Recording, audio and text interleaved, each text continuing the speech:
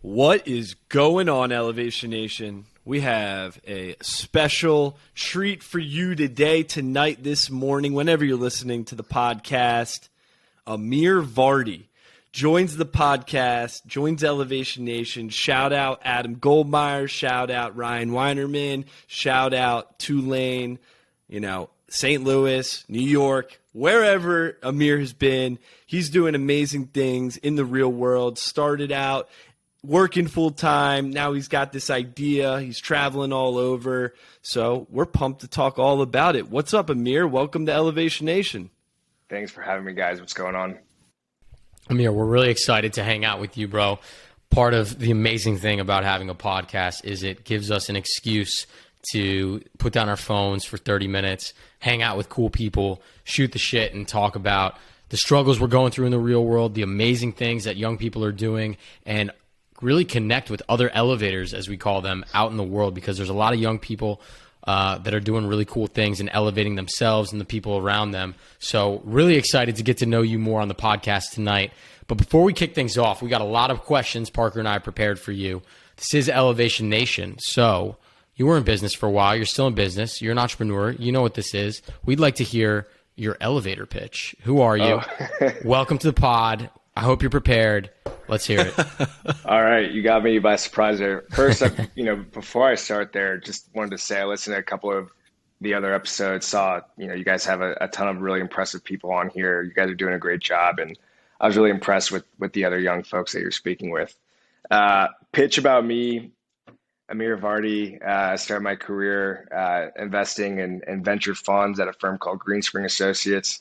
From there, moved on to focus on fintech at Argo Ventures, and then moved on to McKinsey, where I focused on principal investing in M&A, both from a consulting side, but also doing McKinsey strategic acquisitions and investments.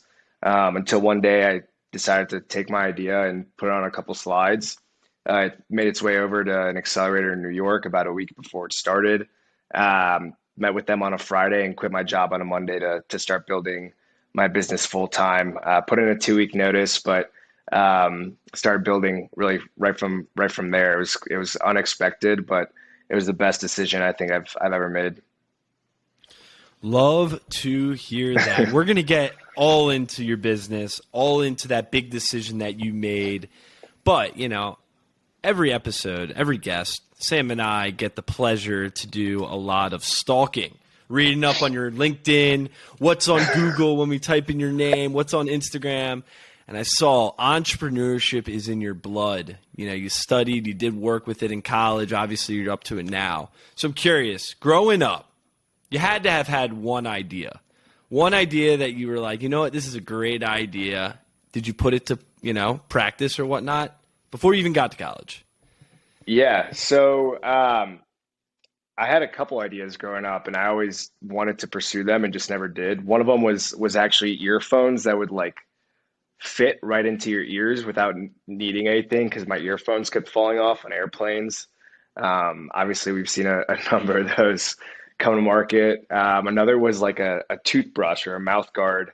Instead of having to brush your teeth on your own, it would, you kind of put it in and it would brush your teeth for you. And, my family was always kind of laughing. And then I see these things in the market these days, and it's driving me crazy. But I feel like they have that for sure. It's like literally a mouth guard just buzzes. Is that a thing?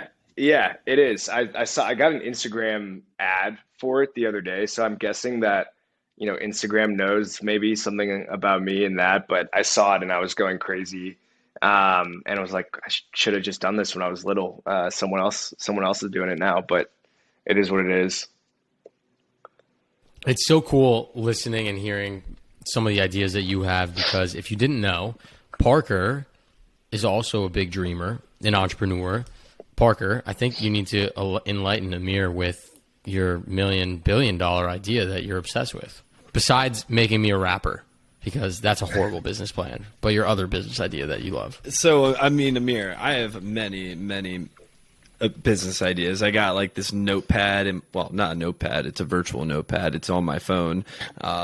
But it's just like a list of all these freaking ideas. Elevation Nation, or I guess ideas from that list have come into Elevation Nation. But my most famous idea, Sam likes to make fun of me, but it's needed, is we need premium toilet paper in public bathrooms. This is a thing that needs to happen. One-ply toilet paper just doesn't cut it. It just can't. Like, if Starbucks isn't putting it in, we need to give people like myself the option to at least pay 15 cents or whatever it is. That's my idea. Sam likes to make fun of me. I'm just saying. I like it. I think a lot of people would actually pay for that, right? Like, at the end of the day, is someone willing to pay? We know Parker's willing to pay. I know tons of others that would. It's funny. My co-founder from Israel, when he was in the States, he was raving about the toilet paper here in the U.S. So, hopefully you guys can connect and talk about that as well. Parker's other obsession, besides podcasting, it's the potty. He likes the peas. But, Amir, I'm really excited to talk to you because personal finance is something that I absolutely love, and I think it's a huge gap in our generation, specifically this myth of money and how you need to be born into wealth to be comfortable, or that it's impossible to save and invest when you're young. And I think a lot of the times our generation is not equipped with some of the tools or the knowledge, the basic knowledge that we have when it comes to personal finance. So I'm curious to hear your thoughts, obviously being in the personal finance and fintech space, about your thoughts on why our generation is so bad with money and how you are trying to combat that. Yeah. So, trying to figure out why our generation isn't as good with money. I don't know why, right? I think at the end of the day, millennials, Gen Z, we grew up in a world of convenience where things were always kind of presented for us and done for us, right? Except for in this space, right? Personal finance. So I think there's a lot of research involved, not too much research, but there's some research involved in understanding personal finance, credit cards, debit cards, saving, investing, et cetera, et cetera.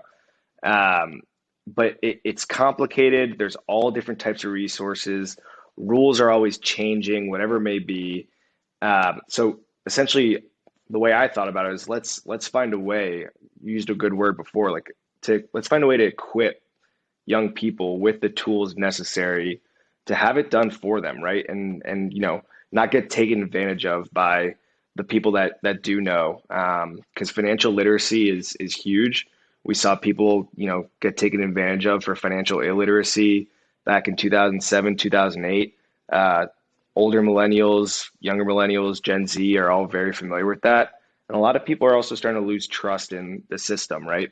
So, part of my vision with Lever is making sure that people have the tools, don't get screwed, know what they're doing, but also don't have to put in too much effort, right? We still did grow up in a world of convenience, so let's make it as easy as possible.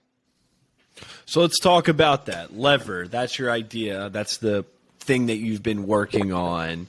How did that come to be? Where did that idea come from? Maybe it came from this idea, this inspiration that you saw that our generation lacks in terms of their financial literacy. But I'm really curious, how did it all come to be? Yeah, honestly, it started with the problem that I had myself, right? I was like, I'm an educated person. I work in finance. I work in tech. Yet I somehow have no idea what the hell I'm doing with my own personal finances. Like, how is that possible, right? Why am I calling my parents at the time I was 23, 22, 24 years old, asking about, which credit cards to use, or, what's more important for me, a certain reward or is it a certain interest rate? How am I, setting myself up from a credit score perspective? It's just an absolute mess for young people. And by the way, for older people too, especially in our country. So I started off just kind of thinking about it because it was a problem that I had. I started talking with other friends that, to see if they had a similar problem.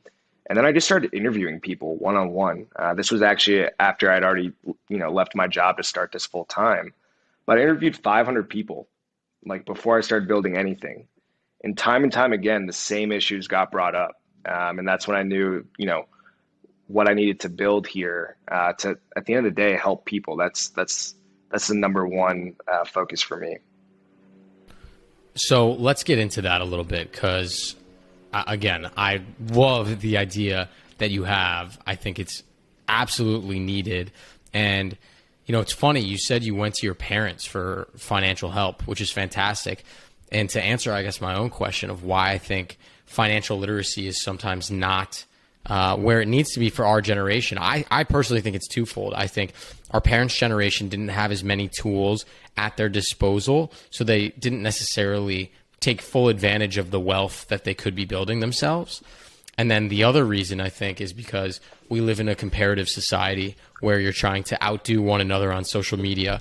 And I think the amounts and percentage of our monthly take home that, you know, Gen Z and millennials spend on things that are not needed is probably significantly higher than our parents' generation when they were our age. Did you see that statistic that came out like was it last week? Dude. About like people who make over 250 grand like as a millennial like go paycheck to paycheck. Paycheck to paycheck. Yeah. Insane. I saw Shout that. out Noah Schiff for sending that to us. Thank you, Noah. Like what? What is that? How is that even possible? Like, well, what are you spending money on in a given 2 weeks or whatever month that's just wild to even think about.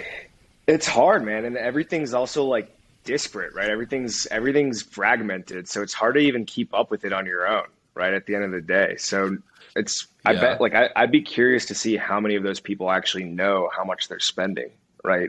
Every month. Or how much they could be saving by doing simple things like using you guys to help maximize their credit returns or using a credit card in general. Right? Yeah. A lot of people still just use a debit card and think, oh, well, how big of it, I don't need a penny for every dollar. Like, that's not going to add up. And not realizing so many, like, it actually hurts me. Like, it hurts my soul. I physically cringe when I see someone take out a debit card. And I want to change that. And I know you do too. People don't realize too, like, if you go to the grocery store and you use a debit card or any store, whatever it might be, you're actually paying. It's the people without credit cards that are actually paying for all the benefits of credit cards. Because what happens is the credit card companies, they take a charge, right? They take a fee from the retailers or from the merchants. And because of that, those retailers and those merchants essentially, back when we were younger, I don't know if you remember, people used to have if you pay with card, it's this price. If you pay with cash, it's this price. Now they just elevated all the prices to credit card prices. So people without credit cards are the ones actually paying for these benefits for other people. And it's just like, you're not benefiting. And not only that, you're paying for someone else or paying for these prices. So should I take back my statement and say, actually, thank you, people with debit cards, because you're paying for my free flight back to see my parents? I don't know. Never mind. I'd rather help them get the right cards. That's fair. You're a lot nicer than me, I guess. No, that's awesome, Amir. I think it's cool. So let's get into your product, your company, what you, and you said this so casually, quit your freaking job after a few days and just decided to do this full time. Lever, let's talk about it. Now you guys get to give us your elevator pitch on Lever. Yeah, so Lever is what we're calling a smart wallet platform that brings all the changing data points. And when it comes to making a decision and making a transaction, what we do is we automatically transact with the best card in your wallet for each transaction right at the point of sale. We're starting off as a Chrome extension, right? Very similar to Honey, but we're working towards capabilities to work on your phone, online, again, on your desktop, and also in person so that we can work everywhere. I freaking love this idea so much. I'm so excited to talk about it. It's genius. So walk me through like a typical transaction. I'm sitting here on Amazon. I realize I got to get some new toilet paper because I'm out of toilet paper. Yeah. Walk me through. How does this work?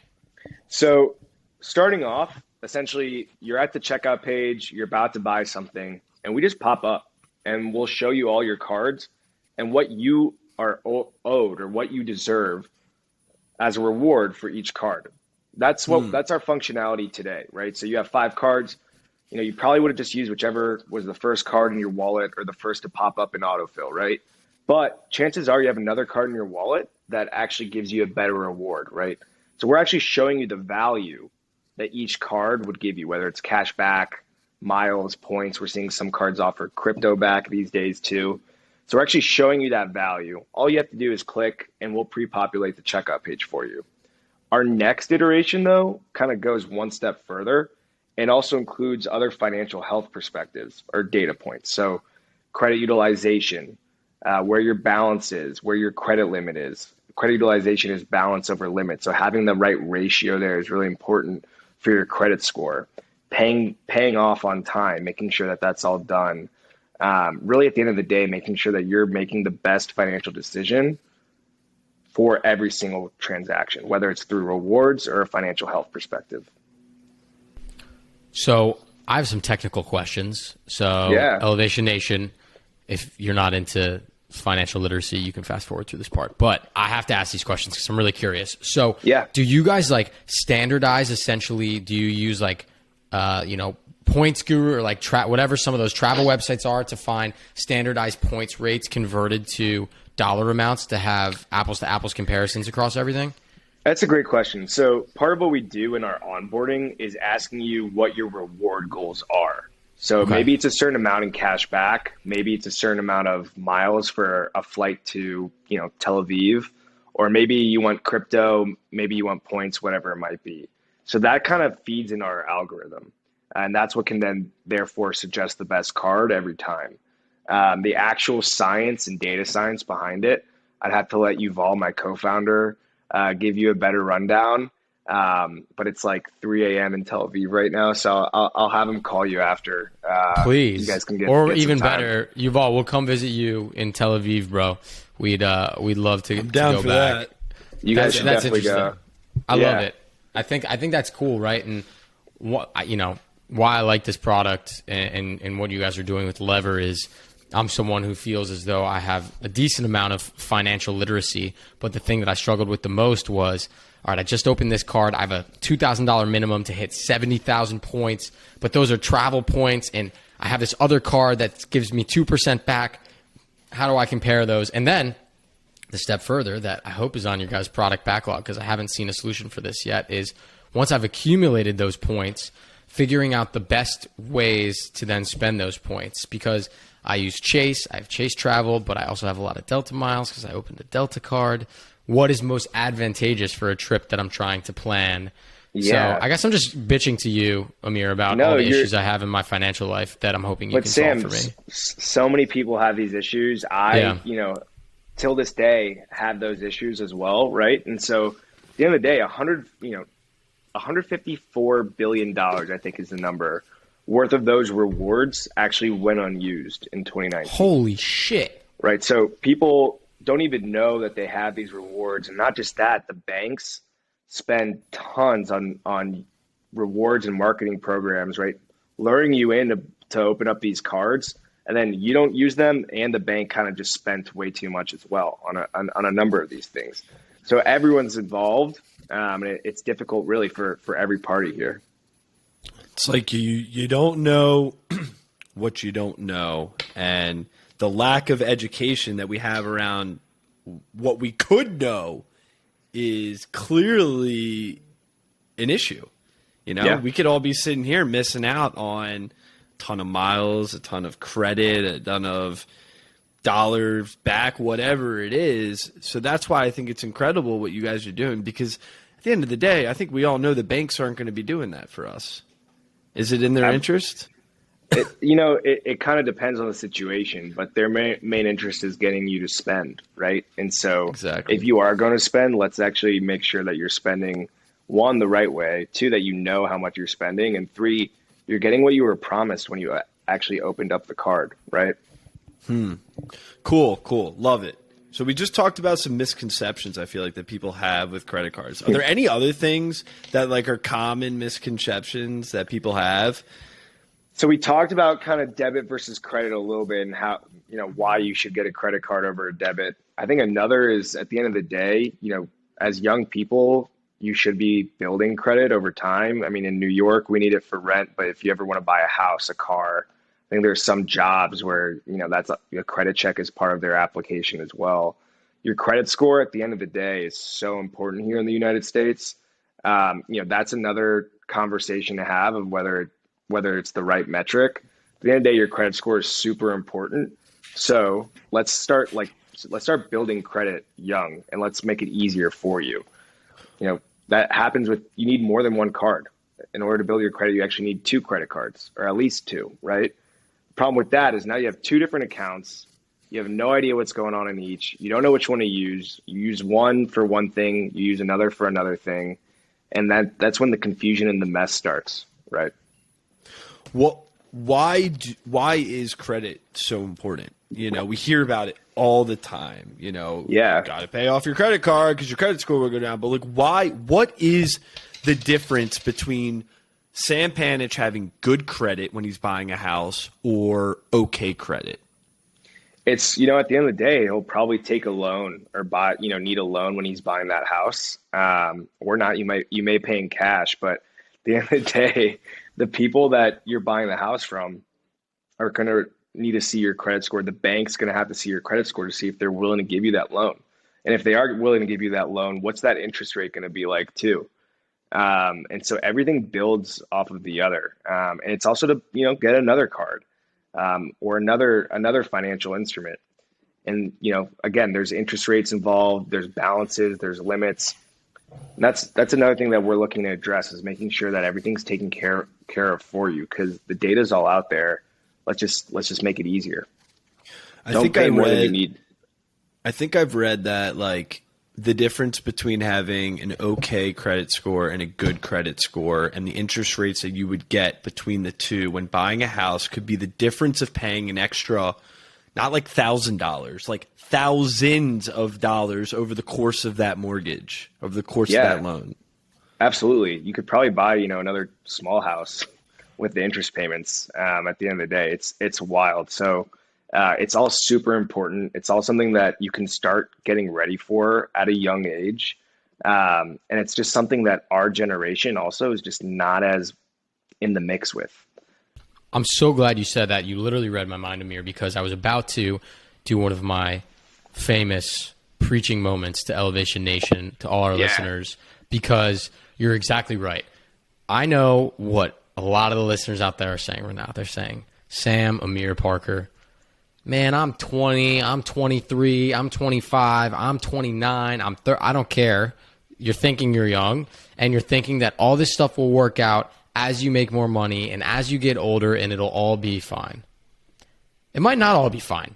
You have to put in a little work now to educate yourself, to set yourself up for success, because all this stuff compounds on top of each other, and the little bits of effort that you put in while you're young will pay huge dividends to your financial freedom as you get older. So all the sacrifices that you make to educate yourself, to invest smarter, to reap all the benefits from your credit cards by using an amazing product like Lever, improving your credit score, being smart with what you spend money on, that all adds up at a young age. I'm not saying don't have fun, but I'm saying be smart and know at least what you're spending money on or not spending money on, and where your money is going.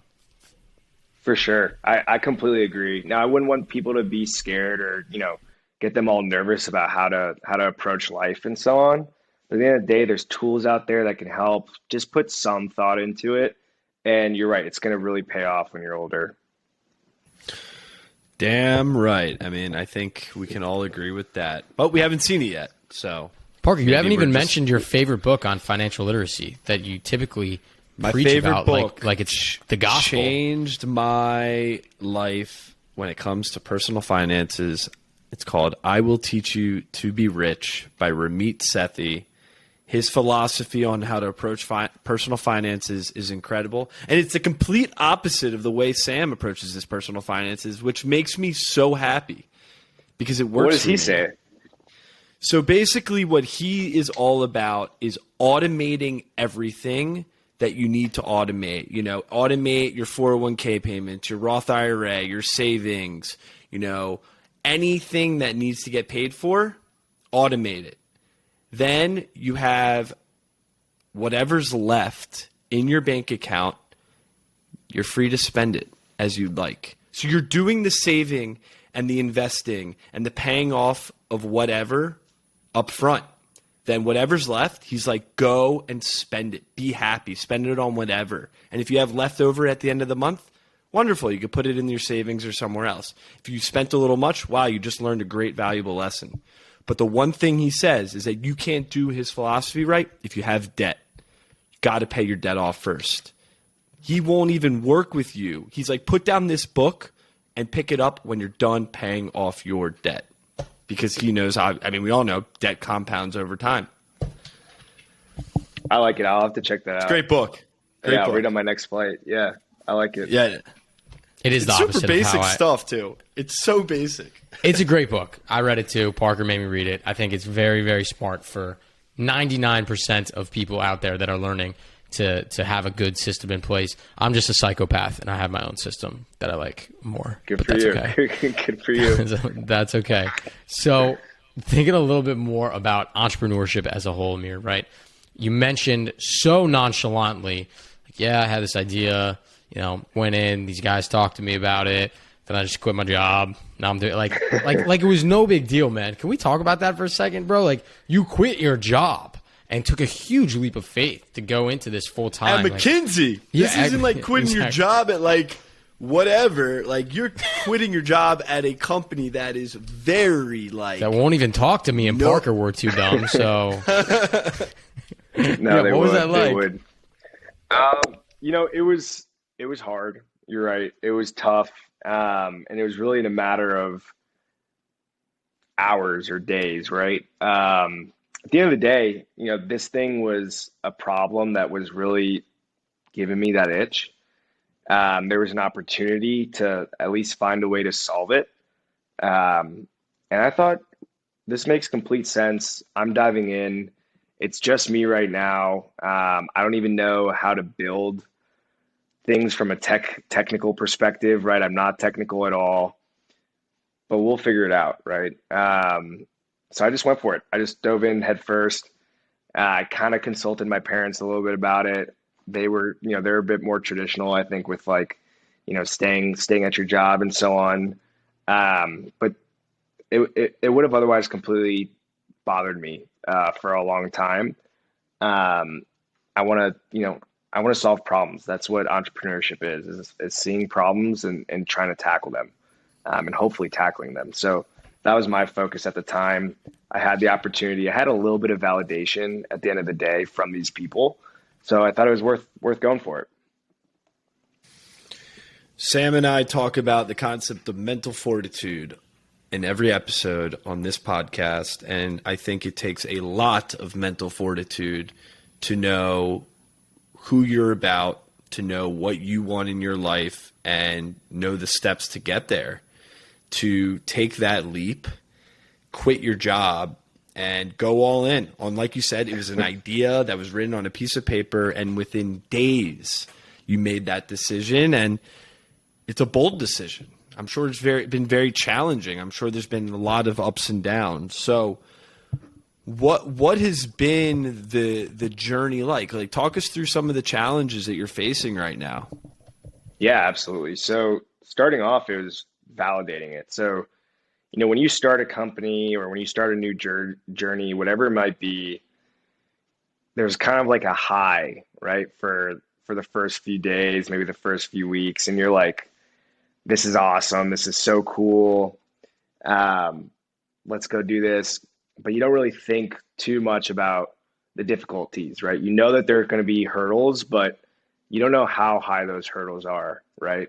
Until you actually get your hands dirty and dive in. So, at the end of the day, it was the best decision I've ever made in my life. I feel like I've learned so much by trying things on my own, trying to build on my own, understanding, the very basics of a business, of a technology, and then building from there. But at the end of the day, starting off, I had nothing. It was just an idea. There were the couple people that thought it was smart enough to quit my job for, so I quit. But I can't tell you the amount of people that didn't react like Sam did when I shared the idea and were like, what? This is stupid. Like, why? What's the point? Who is this for? I don't need this. Why would someone else need this? So kind of building that story and being able to refine and share the problem and like how you're solving it is really important. At the end of the day, I'm relatively young compared to a lot of other entrepreneurs in the space. So you also see people that kind of discount you because you're young. And that's just the reality. It's not necessarily on purpose, but sometimes that's just the reality of the world, and you might get kind of pushed aside. There have been days where, I'll do a pitch or I'll be speaking with a potential client, whatever it might be, and you just hit a low and you're like, wow, like this was bad, and they're not going to invest, whatever it might be. And then 30 minutes later, you're at an all-time high. Like out of nowhere, you do another pitch and someone is ecstatic about it. They want to help. They want to get involved. They want to invest money, whatever it might be. They want to share it with all of their network. So at the end of the day, you got to stay just grounded and focused. You're going to get feedback from both ends of the spectrum. And at the beginning, I was ping-ponging back and forth. You need to be able to take that feedback and digest it and definitely think about it. But don't let it take you each direction, because you're going to hear something else every day. So it's a roller coaster. There's a lot of sides you're being pushed to. Just stay focused, keep going. Slowly you start building proof points. And once the momentum starts going and you really get in the swing of things and you're getting points on the board, then you love what you do. You understand the lows, you understand the highs. You just got to know that you got to stay focused to continue to hit milestones. What I loved about that concept was I think that advice, Amir, transcends entrepreneurship into just life itself, right? Yeah. You're going to have haters in your ear, not liking you, not liking what you do, maybe a bad day at work. You're also going to have people who think you're incredible, the most amazing person, and love what you do, right? And staying even keeled can help you navigate some of those different times so that you're not too high and not too low. Absolutely. I know Parker absolutely lives by that, and I think it's something we all can work on as young adults and elevators in the real world, people who are always trying to be a little bit better. When you're challenging yourself, when you're trying to be an elevator, you get outside your comfort zone. And with that means that you're going to have great days and successes and days that are bad and hard and difficult. And so the only way to get through them is to stay even keeled. So I absolutely love that advice. I think that's spot on. For sure. For sure. What is the saying? Or Sam, I feel like we just talked about this. It was the idea that every good and every bad has an opposite reaction, regardless of whatever it is in life. And that's a really good reminder that when things are really, really good, you have to appreciate those moments, because the next second could be, who knows where you'll be. Yeah. So yeah, no, it's all we make sure to celebrate small wins. That's important, but don't over celebrate. Like you said, stay grounded, stay focused. But yeah, stay hungry, stay humble, baby. Yeah, exactly. I feel like that's the motto of the NBA playoffs, right? Yeah. Even though every freaking game has been just a blowout, blowout from this team. It's hopefully tonight. It's a little different. Just saying. So, Amir, what is next for you? What is next for the team at Lever? I'm sure things happen every day. What's going on? Yeah. So, in about 2 to 3 weeks, we're going to be launching our new product. We're going to be sending it out to the masses. New website, new page, new product. We're super excited to actually get it into a larger group of people's hands and in front of more eyeballs and start getting their feedback. That's what we're most focused right now, is just building the best product for our users or our potential users.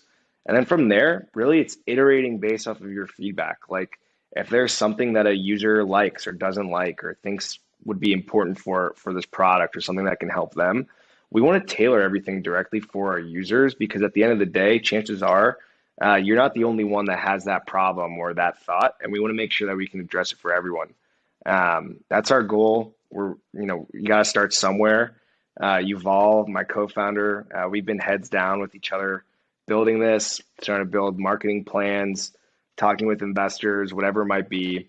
We're most excited about getting this in front of people and starting to see their reactions. If they hate it, we'll know that we have to go a different direction, right? Whatever it might be. Well, if you couldn't tell, I'd love to be a beta tester, and I'd love to give feedback, because for sure I'm so freaking no hyped doubt about using Lever. And I think it's awesome what you guys are doing. I'm excited to see what's next, and congratulations in advance. By the time this comes out, it's perfect timing. You guys will be launching that new product and the new website. So everybody go check it out. We'll link to Lever and their product in the bio of this podcast. So be sure to check it out.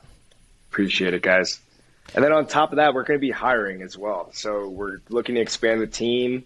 At the end of the day, looking for cool, interesting people, that have maybe some experience, but at the end of the day, people that are hungry, that see the vision, and at the end of the day want to make an impact, especially in this space. We're looking for you. So Elevation Nation, those of you who are interested in getting into a sick startup, reach out to myself, Parker. We'll connect you with Amir.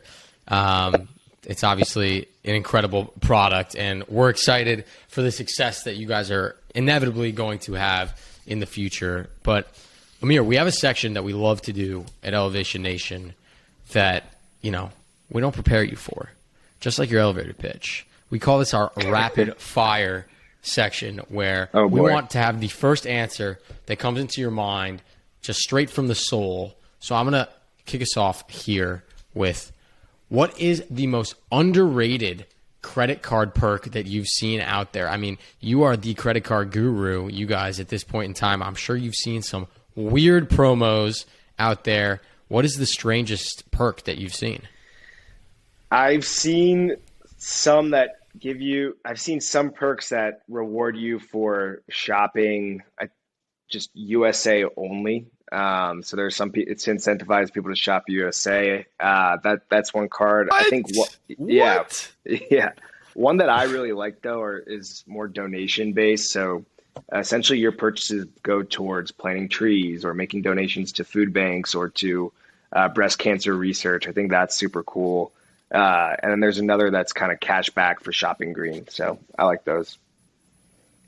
Love it. I bet half of Elevation Nation didn't even know that there are cards out there like that. This is why you need to be financially literate, and you need to use Lever and the tools out there to figure this shit out. I didn't know. I had no didn't know, idea. and I thought I was pretty literate, but I got work to do, man.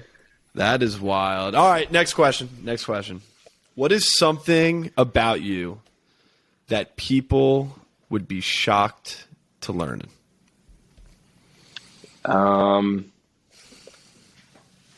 Shocked? I don't know how shocked people would be, but I have like a chocolate addiction, and so I always have just a ton of chocolate by me, and I'm just obsessed with chocolate.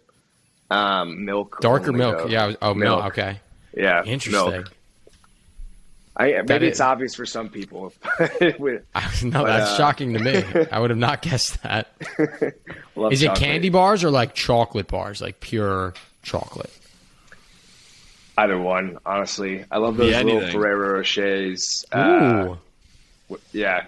And there's a bar in Israel that I really like called Pesach Zaman that I always make sure to stop and get on the duty free on my way back. Got to stock up. All right, last rapid fire, Amir.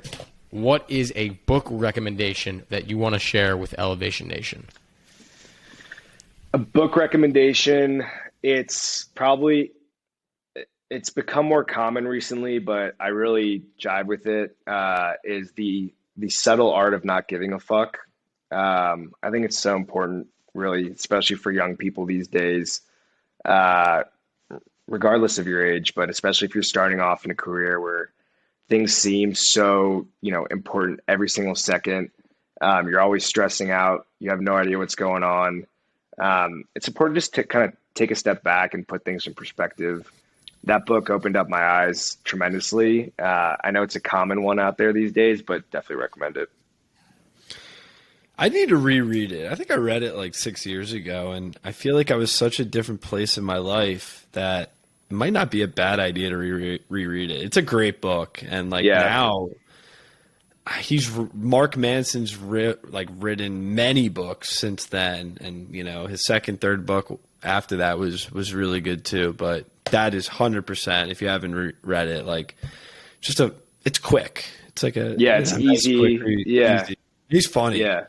Yeah. I loved it. I really did.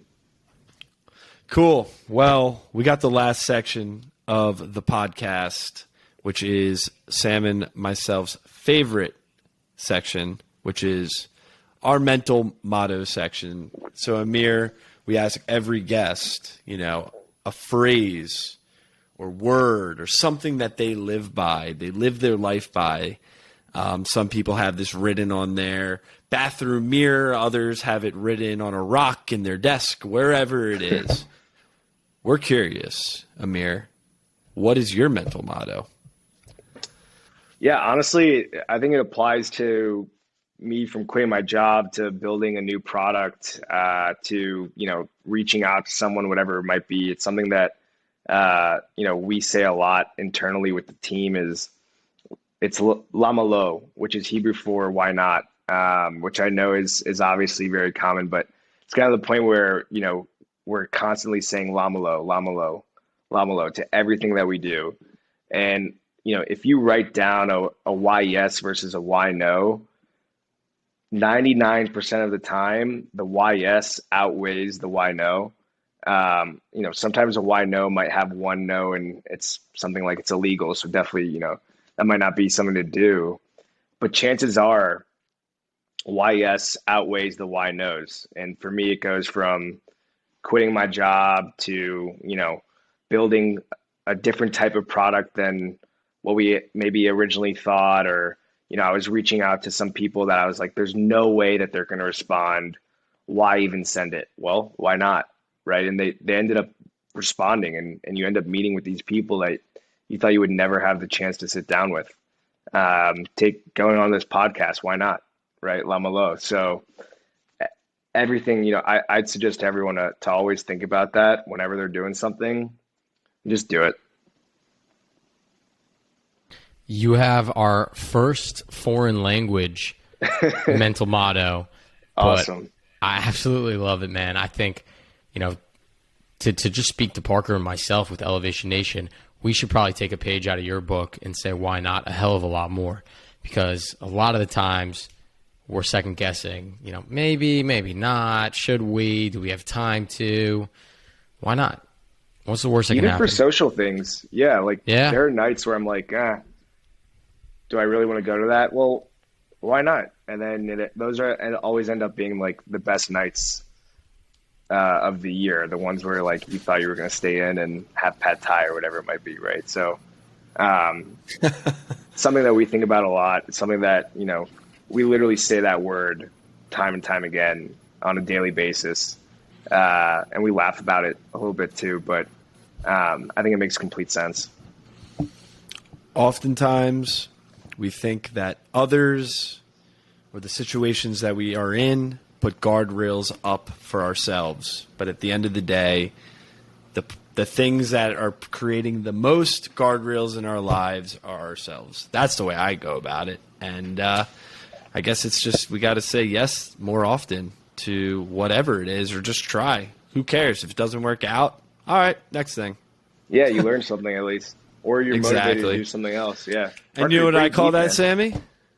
Win-win, Sam. That's a win-win situation. I love using this phrase win-win. Like any situation I'm in, like whether it's the worst situation of all time, man, you're going to learn something from it.